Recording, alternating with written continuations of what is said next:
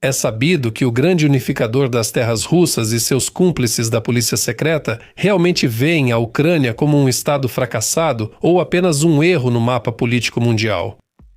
Um erro temporário, é claro. Os figurões do Kremlin contam com o total apoio dos etpatriotas e de uma massa de milhões de pessoas embrutecidas pela propaganda e pela pobreza sem fim. Mas qual é o problema aqui?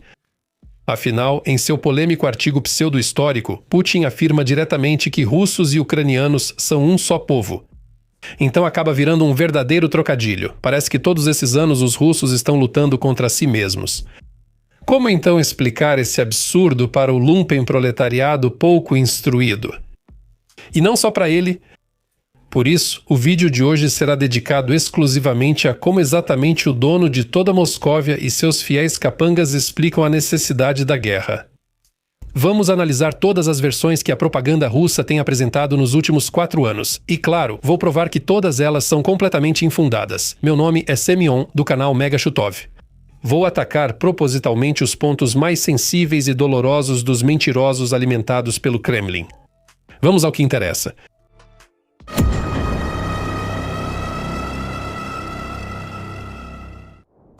Onde estiveram nos 8 anos de bombardeio ao Donbass? Na verdade, nos últimos 4 anos da guerra russo-ucraniana em grande escala, o regime governante de Moscou e, pessoalmente, o czar Vladimir Tavrichesky deram muitas explicações sobre por que foi tomada a decisão de iniciar a chamada Operação Militar Especial. No entanto, nenhuma dessas explicações parece sequer remotamente próxima da verdade. Na verdade, elas mais parecem um completo absurdo que só alguém incapaz de pensar por si mesmo poderia engolir. Mas afinal, o que esperar de um simples homem russo? Então, o principal. A razão mais frequentemente mencionada para a invasão era que a Rússia iniciou a operação especial para acabar com a guerra que já durava 8 anos no Donbass e com o sofrimento da população local das regiões de Donetsk e Lugansk. Aqui é até difícil comentar qualquer coisa devido ao absurdo extremamente óbvio. O Donbass é justamente a região que mais sofre com a guerra em grande escala iniciada em 24 de fevereiro de 2022. Consequentemente, o número de vítimas e a escala das destruições nos 4 anos seguintes não se comparam em nada ao que aconteceu de 2014 a 2022. Além disso, desde a assinatura dos acordos de Minsk em fevereiro de 2015, a intensidade dos combates vinha diminuindo constantemente, mesmo com as violações constantes por parte dos militantes pró-russos. O número de vítimas estava diminuindo constantemente, sendo que a maioria dos mortos eram civis que foram atingidos por bombardeios ou explodiram em minas ou armadilhas em algum lugar na mata. Sim, viver na DNR e na LNR estava longe de ser fácil. Mas isso era mais por causa do status não reconhecido e da descarada enganação por parte das autoridades russas, que prometiam mundos e fundos para seus fantoches, mas na realidade davam apenas migalhas, do que por causa da guerra híbrida permanente. Assim, a parte ocupada de Donbass, ao invés de ser vitrine do mundo russo, tornou-se uma vergonha para ele. Depois, os desastrosos do Kremlin passaram a divulgar que a chamada Junta de Kiev planejava lançar uma ofensiva na primavera de 2022 e a Rússia foi forçada a realizar um ataque preventivo. O argumento, na verdade, não é menos absurdo do que o anterior.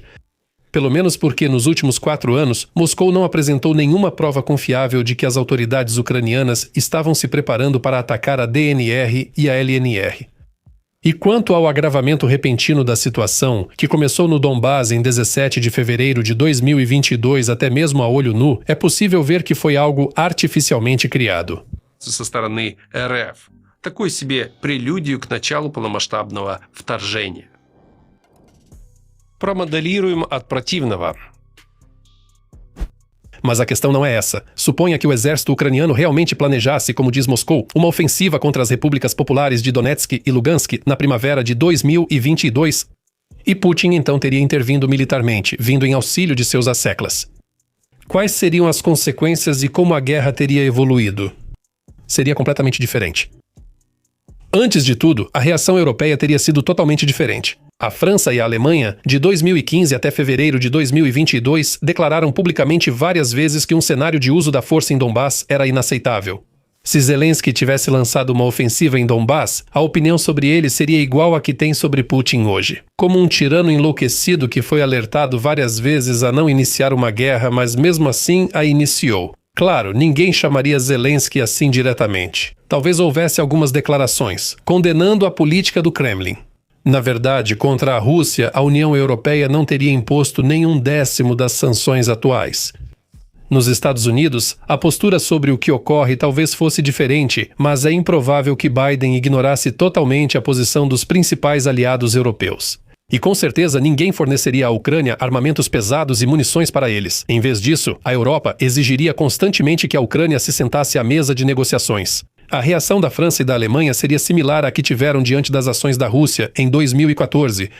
Lembre-se de qual era a posição estratégica de François Hollande e Angela Merkel naquela época. Sim, Putin é um canalha. Sim, ele violou a ordem mundial ao anexar a Crimeia e iniciar a guerra no Donbass. Mesmo assim, é preciso negociar com Putin, não prolongar o conflito. Talvez a Ucrânia tivesse o apoio total do Reino Unido, e olhe lá, da Polônia e dos países bálticos, mas a ajuda deles dificilmente teria feito grande diferença. Essa opção teria afetado diretamente as hostilidades, e os estoques de munição da Ucrânia acabariam rápido sem o apoio em massa do Ocidente. Especialmente os projéteis de artilharia soviéticos de calibre 152 mm. Sim, e o exército russo, que não tinha forças para capturar toda a Ucrânia, provavelmente teria repelido a ofensiva das forças armadas ucranianas em Donbass se tivesse focado lá. As vítimas entre os civis, nesse caso em Donbass, certamente não seriam maiores e muito provavelmente seriam várias vezes menores do que agora. Naturalmente, haveria um nível completamente diferente de apoio às ações militares, e dentro da própria Ucrânia. O cenário militar de retorno de Donbass ao controle da Ucrânia após 2015 era apoiado, segundo pesquisas, apenas por uma minoria insignificante da população do país. Uma ofensiva nessas condições seria uma aventura e catástrofe para Zelensky e seu círculo, algo perfeitamente compreendido em Kiev. Por isso, não se preparava para nenhuma ofensiva, nem em 2022, nem em qualquer outro ano. Na verdade, as autoridades ucranianas não queriam cumprir o acordo de Minsk, que previa ampla autonomia ao Donbass. Isso não significa que ela estivesse se preparando para uma ofensiva. Sua posição, sob Poroshenko e Zelensky, poderia ser resumida assim: primeiro, entreguem o controle da fronteira, e depois todo o resto. De outra forma, não precisamos dos territórios ocupados. Cenários militares só eram considerados se houvesse garantias absolutas de que a Rússia não interviria diretamente, como em Ilovaisk. Mas essa certamente não era a situação no início de 2022, quando 200 mil soldados russos estavam na fronteira da Ucrânia. A mídia mundial anunciava constantemente uma invasão iminente à Ucrânia. Portanto, se realmente Putin tivesse alguma informação sobre a preparação de uma ofensiva das forças armadas da Ucrânia, a única ação lógica possível seria esperar o início dessa própria ofensiva, para que Kiev se expusesse diante do mundo inteiro, e só depois disso desferir um contra-ataque. Afinal, 99% de todos os problemas da Rússia com o Ocidente vieram depois. E isso porque Putin começou a guerra em 24 de fevereiro sem nenhum motivo justificado. Esse fato foi claramente percebido pelos europeus e americanos como uma agressão não provocada. E assim, privou todos os numerosos lobistas da Rússia no Ocidente de quaisquer argumentos em sua defesa. E novamente a sanguinária OTAN. Aliás, no próprio discurso de Putin na manhã de 24 de fevereiro de 2022, não houve qualquer ênfase específica de que ela tinha como objetivo impedir o avanço das forças armadas da Ucrânia. Foi dito apenas que autoridades ucranianas rejeitaram uma solução pacífica e que o confronto da Rússia com nacionalistas ucranianos era inevitável. Que eles estavam se preparando e não apenas esperando o momento certo. Havia ainda uma frase dizendo que a mãe Rússia não cometeria o erro de 22 de junho de 1941, ou seja, não esperaria ser atacada. Ela atacaria primeiro. Mas mesmo aqui, pelo contexto, estava claro que isso não se referia às forças armadas da Ucrânia e ao Donbass, mas sim à expansão da OTAN para o leste. Então, mais uma vez, chegamos ao famoso tema ao qual dedicamos um vídeo separado aqui no canal. Recomendo que todos assistam. Pode ser um complemento para o vídeo atual ou um spin-off à parte. Uma coisa é clara. Ao público interno, o Kremlin fala em proteger o povo de Donbass dos ucronazistas, enquanto ao Ocidente apresenta uma farsa sobre o perigo da expansão da Aliança do Atlântico Norte para o leste.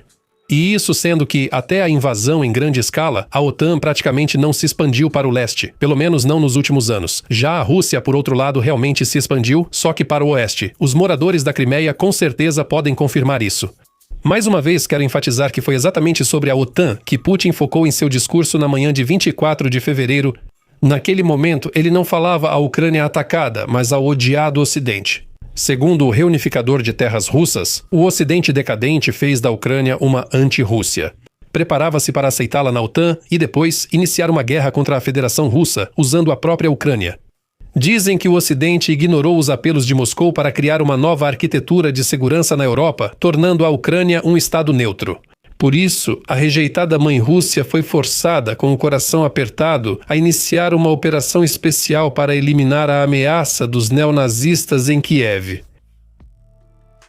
O que pode ser dito aqui? Pelo menos que no início de fevereiro de 2022 não havia uma situação em que a Ucrânia estivesse prestes a ingressar na OTAN.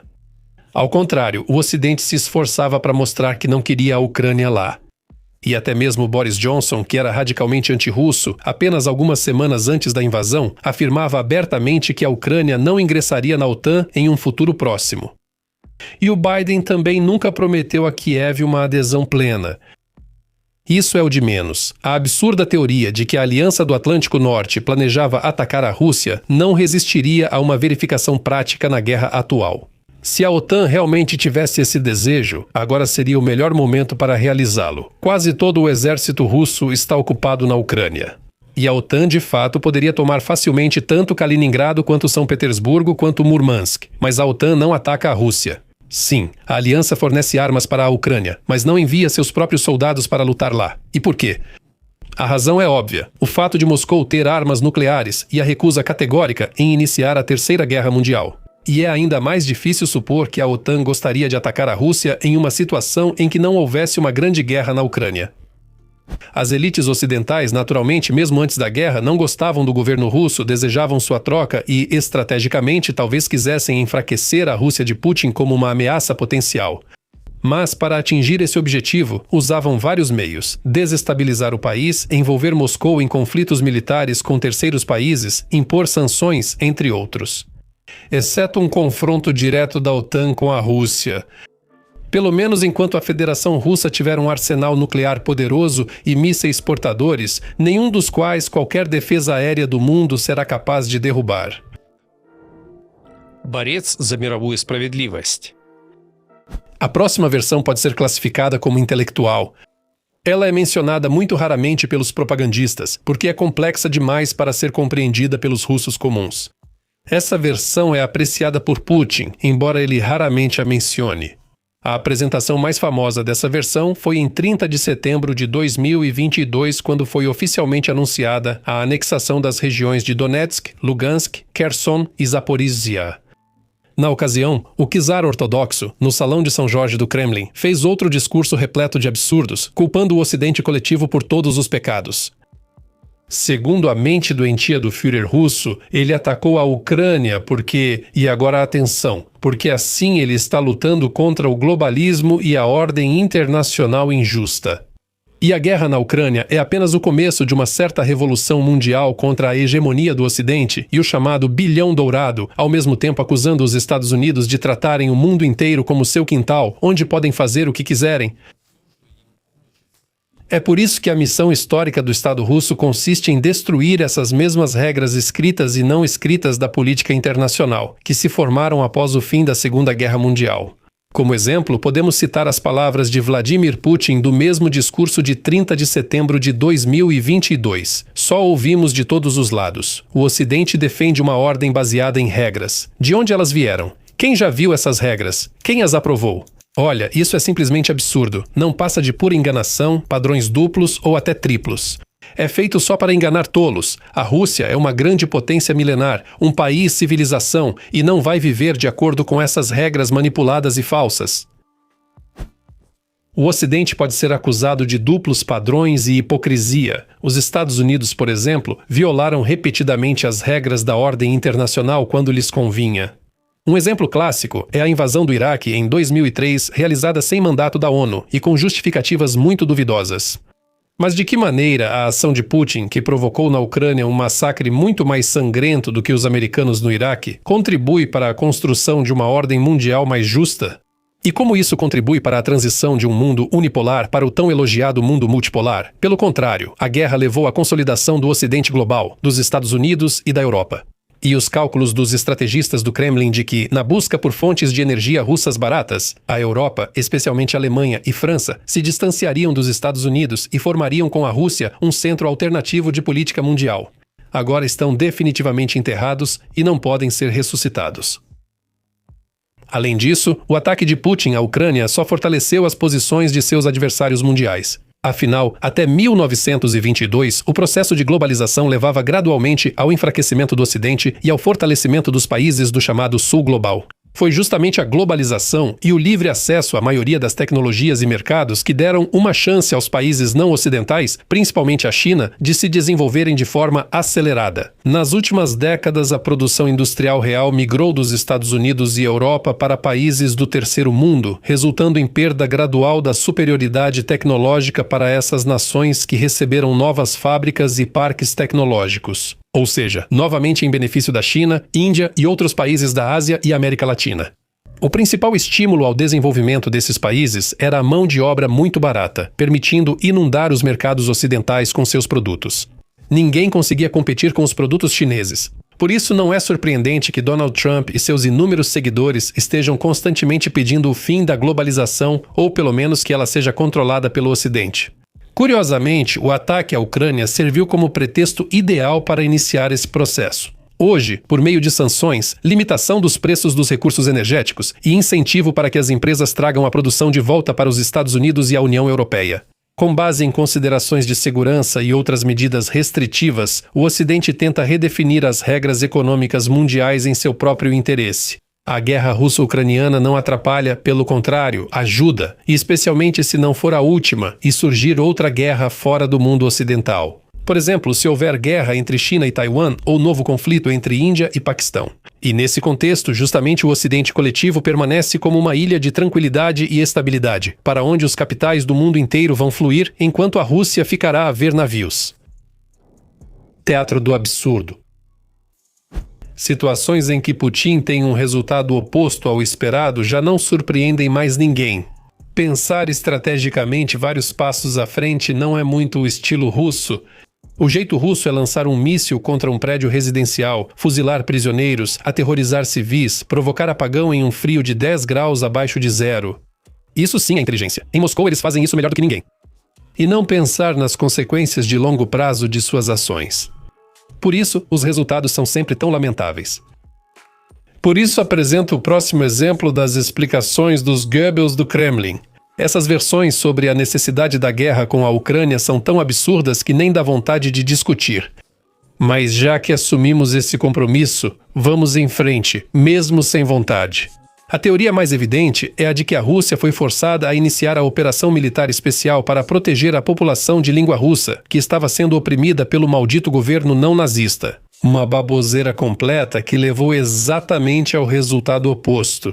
Quem, em fevereiro de 2022, impediu os ucranianos de falar russo no cotidiano? Se eu estiver errado ou não souber algo, deixe nos comentários. Além disso, ataques de mísseis e drones na retaguarda atingem principalmente a população de língua russa do Sudeste. O principal golpe do martelo inimigo não atinge tanto as odiadas Lviv, Ternopil, Chernovtsi, mas sim Kharkiv, Dnipro, Zaporizhia, Kherson, Mykolaiv e Odessa, onde até pouco tempo o russo era mais comum que o ucraniano. Ah, sim. E também Kiev, a mãe das cidades russas. Que tipo de pessoa é preciso ser para levantar a mão contra a própria mãe? Por que se surpreender quando ataques russos intensificam sentimentos antirrussos e nacionalistas em regiões de língua russa? E mesmo sem qualquer ucranização, as pessoas estão mudando voluntariamente e em massa para o idioma ucraniano. Então quem foi que trabalhou tanto para isso acontecer? Correto, foi aquele que agora está sentado no bunker e continua dando ordens para bombardear as cidades ucranianas. Agora, a próxima maluquice do Kremlin é a genocificação. Além disso, crescem os sentimentos antirrussos na sociedade ucraniana. Vamos analisar isso aqui. Havia forças antirrussas na Ucrânia no início de 2022? Bem, sim, havia, claro. Incluindo forças antirrussas muito radicais. E como seria diferente? Você acha que a anexação da Crimeia e a guerra híbrida em Donbass deixaram os ucranianos indiferentes? Essas forças influenciaram decisivamente a política das autoridades ucranianas? Claro que não. Os resultados das eleições de 2014 e 2019 mostram claramente que na Ucrânia dominavam partidos e figuras políticas de orientação liberal-democrática pró-europeia. A esmagadora maioria dos ucranianos preferia a democracia parlamentar a uma ditadura nacionalista efêmera. Por isso, o nível de apoio a forças tão claramente radicais como o setor de direita ou a VVO Svoboda sempre oscilou na faixa de alguns poucos %. E a pergunta mais importante: essas forças antirrussas representavam algum perigo real para o regime de Putin ou para a própria existência do Estado russo? É até engraçado discutir isso. Pelo menos não existe e nunca existiu uma ameaça desse tipo que justificasse iniciar uma guerra por iniciativa própria. Vamos em frente. A próxima versão é totalmente absurda. A acusação contra a Ucrânia de tentar criar armas nucleares e biológicas. Aqui a resposta é extremamente simples. Na prática internacional, há um mecanismo claro quando um país suspeita que outro desenvolve armas de destruição em massa: acionar a AIEA. Exigir a permissão para que inspetores acessem as instalações e assim por diante, como, por exemplo, foi feito no caso do Irã. Nada disso foi feito pela Rússia antes do início da invasão em grande escala, e nem sequer estava nos planos. E quando a mídia controlada começa a acusar que uma nova arma biológica foi criada em laboratórios secretos na Ucrânia, na forma de gansos de combate, mosquitos envenenados ou morcegos infectados, seria bom, para começar, capturar pelo menos um desses mosquitos e apresentá-lo à comunidade internacional. O principal é garantir que ele não morra durante o transporte. Laboratórios da região de Moscou no prédio da ONU em Nova York? Absurdo, simplesmente isso. Goebbels fica no chinelo, e não é só ele. Um pouco de teoria da conspiração. Não gosto de teorias que têm um cheiro óbvio de conspiração, mas, neste caso, fiz uma exceção de propósito, para completar todo o quadro. Ainda mais porque algumas delas são extremamente curiosas. Apenas para ignorá-las. O foco principal é a ideia de que Putin teria perdido a capacidade de perceber corretamente os acontecimentos. Ele restringiu ao máximo seu círculo de contatos e decidiu iniciar uma guerra, movido apenas por razões pessoais, como fechar um ciclo, entrar para a história e se tornar o novo Pedro, o Grande. Ou simplesmente se vingar pelo fato de me chamarem de verme da terra. Muito foi dito e escrito sobre a saúde psicológica do ditador de Moscou nos últimos anos. E para resumir brevemente os diagnósticos deles, Putin não é louco no sentido clínico da palavra. Sim, ele vive em um mundo inventado por ele mesmo. Em uma bolha informacional, como um bunker, mas dentro dele, ele age de forma totalmente irracional, segundo seu próprio ponto de vista. Se Kiev é comandada pelos bandeiristas, devem ser trocados por pessoas como Medvedchuk. Se a população da Ucrânia não quer a libertação, então vamos fazer de tudo para expulsá-la ou destruí-la. Se os ucranianos resistirem, então vamos continuar acabando com eles até no banheiro. Lógica típica de todos os ditadores. E, aliás, loucura desse tipo de forma alguma isenta da responsabilidade pelas decisões e ações tomadas. Porém, duvido disso. Que o caso de Putin algum dia chegue a um julgamento real. Talvez apenas algo puramente simbólico. Provavelmente, o destino dele será parecido com o de Adolf Laizovich. Ou Sossodjugashvili. Propagandistas costumam afirmar que o Ocidente provocou Putin a iniciar a guerra usando a Ucrânia. Como exemplos dessas provocações, mencionam a plataforma da Crimeia de 2021 e os exercícios militares conjuntos com países da OTAN. E a retórica ofensiva contra Putin. Segundo essa visão, o Ocidente provocava o urso em sua toca e incentivava a Ucrânia a fazer o mesmo. Aqui vale dizer que a ameaça real de todas essas provocações para o urso russo era tão grande quanto a de um leve terremoto em um dos planetas da constelação de Alfa Centauro, ou seja, nenhuma. E com certeza não davam motivo para uma resposta militar. Poderíamos falar de uma provocação real à Rússia se a Ucrânia tivesse começado uma ofensiva em Donbass ou na Crimeia. Mas isso não aconteceu. Aliás, é bastante comum ouvir a afirmação de que o Ocidente poderia ter evitado a guerra, cuja ameaça ele conhecia muito bem. Se tivesse concordado com as exigências do ultimato de Putin sobre a criação de um novo sistema de segurança europeia, proibindo a entrada da Ucrânia na OTAN, e, no geral, sobre a expansão da aliança para o leste. Mas o Ocidente não fez isso, e, segundo essa versão, provocou a Rússia a entrar em guerra. Já discutimos o fator OTAN e sua real ameaça à Rússia. Agora, quero ressaltar que, pela resposta dos Estados Unidos ao ultimato russo, Moscou pode ter chegado a essa conclusão. Washington não considera a guerra na Ucrânia uma ameaça direta e acredita que não precisa fazer concessões ou acordos com Putin para evitar riscos, mas sim como uma oportunidade única de enfraquecer ao máximo a Rússia, sem, no entanto, se envolver diretamente em uma guerra com ela. E se as autoridades russas tivessem chegado a essa conclusão, isso por si só já seria um argumento para não iniciar nenhuma guerra e deixar tudo como está, para não cair na armadilha eles mesmos. Esta teoria me parece a mais interessante e está longe de ser absurda. Supostamente havia uma conspiração no círculo de Putin. O objetivo era induzi-lo a iniciar a guerra, fornecendo ao Kremlin informações falsas sobre o potencial das forças armadas da Ucrânia e sobre a disposição da Ucrânia de resistir. Aos conspiradores são atribuídos motivos variados, como atuar para serviços secretos ocidentais ou querer substituir o chefe do Kremlin. Surge então uma pergunta. Como um ex-tenente-coronel da KGB permitiu uma conspiração contra si mesmo, tão bondoso e amado? Não aprendeu isso na escola superior da KGB? Sempre desconfiar de todos ao seu redor, em potencial traição, para cortar o mal pela raiz. Desconfiado, como Stalin. Em 1937 ele eliminou todos que pôde, só para se livrar do pensamento incômodo de que alguém queria derrubá-lo. Estranho, então. Por que o Führer do nosso tempo não seguiu esse caminho? Poderíamos terminar por aqui. Mas alguns fatos indicam que a luta das chamadas facções do Kremlin ainda existe. Isso é evidenciado pelo notório pseudo-motim de Prigozhin, que nem teria acontecido se ele não tivesse proteção no mais alto escalão. E sobre o fato de que ao redor do czar envelhecido existem boiardos mais jovens e ousados, desejando ocupar o trono, isso nem precisa ser provado. Ainda mais quando o czarinho governa há 25 anos e todos já estão cansados dele. Eles também querem comandar. Acho que esse tema pode ser tratado em outro vídeo. Что остается в сухом остатке? Se agirmos pelo método de Sherlock Holmes e descartarmos todas as opções impossíveis, resta apenas uma. Imperialista de conquista, como o próprio Putin chama, a guerra pelas terras da Rússia histórica. Isto é, a expansão do antigo território de Moscou pela conquista de áreas vizinhas e pela expulsão ou escravização da população local. Todos os grandes príncipes de Moscou, czares, imperadores e secretários-gerais da Rússia agiram assim. Agora o presidente também faz o mesmo. É banal, mas não restam outras opções.